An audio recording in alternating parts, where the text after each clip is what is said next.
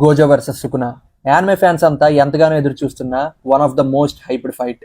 కానీ ఈ ఫైట్ మరి జుజుట్సు కైసెన్ సీజన్ 3లో వచ్చే ఛాన్స్ లేదు. మేబీ సీజన్ 4లో కానీ లేదా ఒక మూవీలో కానీ వచ్చే ఛాన్సెస్ అయితే ఎక్కువ ఉన్నాయి. అండ్ మీలో ఇంకా ఎవరికైనా తెలియకపోతే jujutsu Kaisen manga already last year end అయిపోయింది.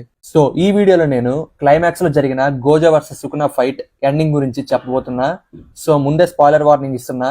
స్పాయిలర్స్ వద్దనుకున్న వాళ్ళు వెంటనే వీడియోని ఆపేయండి. అండ్ మిగతా వాళ్ళు అసలు సుకునా గోజోకి ఉన్న ఇన్ఫినిటీ పవర్ ని దాటి ఎలా గోజోని కిట్ క్యాట్ చేసి చంపేశాడో ఈ వీడియోలో చూడబోతున్నాం. హలో గైస్, నేను మీ తెలుగు యానిమిస్ట్. ఈ రోజు మన యానిమే టాపిక్ సుకునా గోజో ఇన్ఫినిటీని బ్రేక్ ఎలా చేశాడు. సో ఇంకా లేట్ చేయకుండా వీడియోలోకి అయితే వెళ్ళిపోదాం. Strongest sorcerer in history versus strongest sorcerer of today. ఈ టైటిల్స్ కి తగ్గట్టుగానే సుకునా ఇంకా గోజో మధ్య ఫైట్ ఒక రేంజ్ లో అవుతుంది. కానీ చాప్టర్ 235 చివరిలో గోజో ఆల్మోస్ట్ సుకునాని చంపైపోతాడు. హాలో పర్పుల్ టెక్నిక్ వాడి సుకునాకి చొక్కలు చూపిస్తాడు. అండ్ అందరూ సుకునా అంతలా డ్యామేజ్ అయ్యేసరికి వాడి పని అయిపోయిందని అనుకుంటారు. అండ్ ఇంక గోజోనే ఫైట్ లో విన్ అయ్యాడని అనుకుంటారు. కానీ కట్ చేస్తే చాప్టర్ 236 లో మనోడు గేటో, ననామి ఇంకా చాలా మంది చనిపోయారు కదా అంతకు ముందే. వాళ్ళందరితో ఎయిర్పోర్ట్ లో మాట్లాడుతున్నట్టు ఒక సీన్ అయితే ఉంటుంది. సో ఆ సీన్ బట్టి మనకు అర్థమైపోతుంది గోజో చనిపోయాడని చెప్పి. కానీ సుకునా గోజోని ఎప్పుడు చంపాడు ఏంటి అని మనకు చూపించడు. అండ్ కట్ చేస్తే ఆల్రెడీ మన వాడు చనిపోయి కింద పడి ఉంటాడు. సో ఈ సీన్ అంతా చాలా మందికి అర్థమవదు. ఒక్కసారిగా సుకునా ఓడిపోయినట్టు చూపించి నెక్స్ట్ చాప్టర్కి వచ్చేసరికి వెంటనే గోజో ఏంటి ఇలా చనిపోయాడు అని చెప్పి. సో యాక్చువల్గా ఇక్కడ ఏం జరుగుతుందంటే సుకునా ఒక అటాక్ చేస్తాడు గోజో మీద. అండ్ మనకు ఆ అటాక్ ని డైరెక్ట్ గా చూపించరు. అండ్ సుకునా గోజోని చంపిన తర్వాత చెప్పిన మాటలు పెట్టయితే గోజోని చంపడానికి వరల్డ్ కటింగ్ స్లాష్ అనే టెక్నిక్ ని వాడతాడు.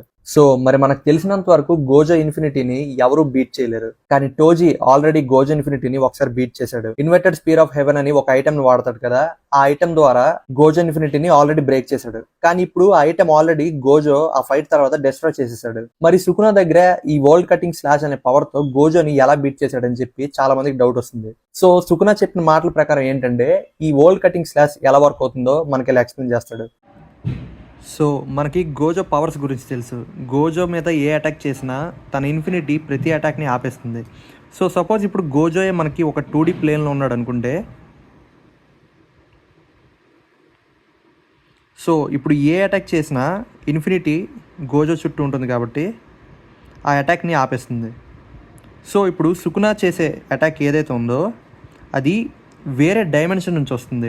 ఇప్పుడు సపోజ్ వీళ్ళిద్దరు 2Dలో ఉన్నారనుకుంటే సుకునా వరల్డ్ కటింగ్ స్లాష్ చేసేటప్పుడు 3Dలో అటాక్ అవుతుంది.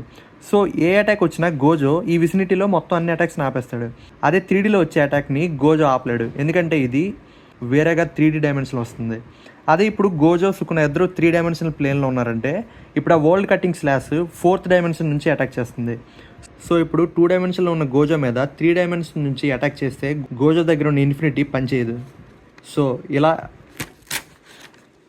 ఇలా సుకునా గోజోని చంపేస్తాడు. సో ఇదే మనం 3 డైమెన్షన్లో ఆలోచిస్తే సుకునా 4th డైమెన్షన్ నుంచి వరల్డ్ కటింగ్ స్లాష్ అనే అటాక్ని చేస్తాడు. సో దీన్నే సుకునా నేను చేసిన వరల్డ్ కటింగ్ స్లాష్ స్పేస్ ఇంకా టైంని కూడా కట్ చేసిందని చెప్తాడు కదా, దాని అర్థం ఇదే. సో 4th డైమెన్షన్ నుంచి అటాక్ చేశాడు కాబట్టి స్పేస్ని టైంని కూడా కట్ చేసే వరల్డ్ కటింగ్ స్లాష్ అనమాట.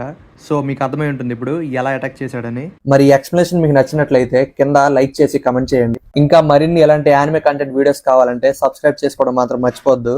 మళ్ళీ నెక్స్ట్ వీడియోలో కలుద్దాం. Bye bye.